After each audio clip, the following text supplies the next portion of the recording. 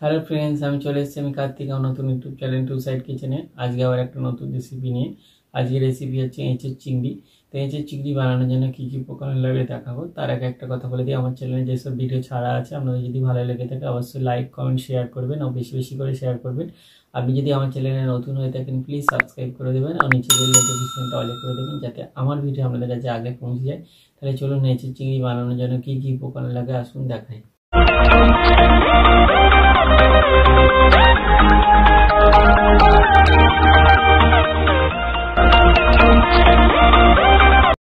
চলুন এঁচোর চিংড়ি বানানোর জন্য কি কি উপকরণ লাগে দেখিয়ে দিই। আমি এখানে এঁচোরটাকে কেটে ভালো করে হলুদ দিয়ে ধুয়ে সেদ্ধ করে নিয়েছি নুন হলুদ দিয়ে। আর এখানে আমি আলুটাকে ভেজে নিয়েছি নুন হলুদ দিয়ে।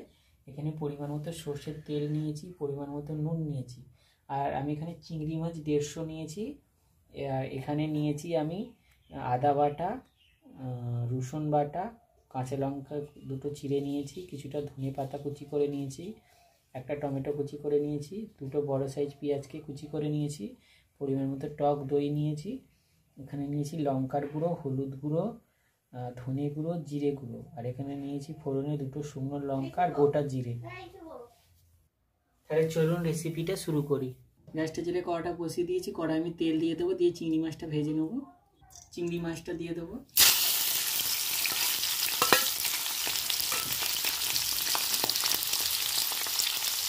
নুন দিয়ে দেবো,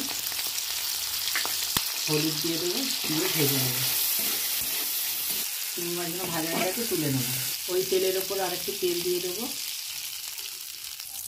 শুকনো লঙ্কা দিয়ে দেবো দুটো, গোটা জিরে দিয়ে দেবো, পেঁয়াজ কুচিটা দিয়ে দেবো,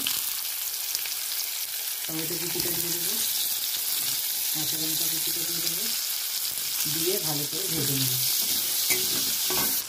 এবার এর মধ্যে আমি রসুন বাটা, আদা বাটা, আদা রসুন বাটা দিয়ে দিয়েছি, ভালো করে ভেজে নেবো একটু। আমি এর মধ্যে দিয়ে দেবো ধনে গুঁড়ো, জিরে গুঁড়ো, হলুদ গুঁড়ো, লঙ্কা গুঁড়ো, অল্প একটু জল দেবো। জল দিয়ে দিয়েছি, মশলাটা ভালো করে কষে নেব। টক দইটা দিয়ে দেবো, ভালো করে কষে নেব।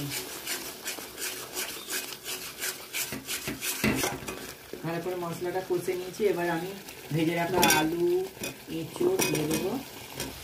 এবার ভালো করে কষে নেব আলুটা আর এঁচোড়টা। ভেজে রাখা চিংড়ি মাছগুলো দিয়ে দেবো, দিয়ে ভালো করে কষে নেব। ভালো করে কষে নিয়েছি, এবার জল দিয়ে দেবো। জল দিয়ে দিয়েছি। আর নুন আমি তখন দিয়েছি, আর দেব না নুন সেদ্ধ করার সময়। তো আপনারা আপনাদের স্বাদ মতো নুন দেবেন। এটা আমি ঢাকা দিয়ে 10 থেকে 15 মিনিট একটু ভালো করে সেদ্ধ করে নেব। এবার ধনে পাতা কুচিটা দিয়ে দেবো, দিয়ে এবার আমি এটা নেড়ে চেড়ে এবার নামিয়ে নেব। আমার হয়ে গেছে এঁচোর চিংড়ি রেসিপিটা, এবার নামিয়ে নেব। দেখুন আমার এঁচোর চিংড়ি রেসিপিটা রেডি হয়ে গেছে। এই রেসিপিটা যদি আপনাদের ভালো লেগে থাকে অবশ্যই লাইক কমেন্ট শেয়ার করবেন, ও বেশি বেশি করে শেয়ার করবেন। আর প্লিজ সাবস্ক্রাইব করে দেবেন, আমাদের পাশে থাকবেন। চলুন তাহলে দেখা হচ্ছে নেক্সট ভিডিওতে।